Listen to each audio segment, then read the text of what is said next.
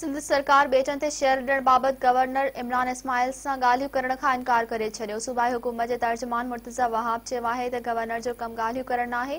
Island authority ordinance वापसि वठण बैदि सिंध सरकार वफ़ाक़ सां ॻाल्हियूं करे सघे थी। हुकूमती अवाम जे एहतजाज बावजूदि गेरआईनी ऑर्डिनेंस वापसि न वरितो वियो आहे।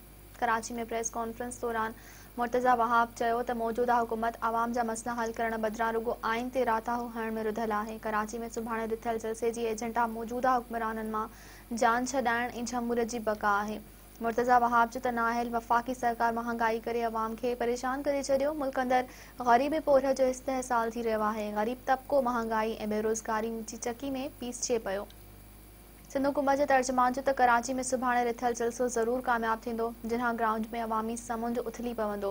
कराची वारो जलसो अवामी रेफरेंडम हूंदो। गुज़िरियल ॾींहं बि गुजरांवाला में अवाम हुकूमत ख़िलाफ़ फ़ैसिलो ॾिनो आहे। मुर्तज़ा वहाब जो त ॿेट सिंध जी मिल्कियत आहिनि। वफ़ाक़ सिंध जे ॿेटनि ते गेरआईनी वालार कई आहे। ॿेटनि बाबति ऑर्डिनेंस ख़िलाफ़ सिंध जो अवाम सरापा एहतजाज आहे। गवर्नर सिंध इमरान इस्माइल खे आइन जी ख़बर ई नाहे। गवर्नर खे ॻाल्हियुनि जी हिदायत करण बि गेरआईनी अमल आहे। हुन वधीक चयो त नाहिल हुकूमत खे अवाम जी का परवाह नाहे। शेख रशीद जी ॻाल्हियुनि खे संजीदा न वठणु घुरिजे। शेख रशीद खे पंहिंजी वज़ारत ॾांहुं ध्यानु ॾियणु घुरिजे।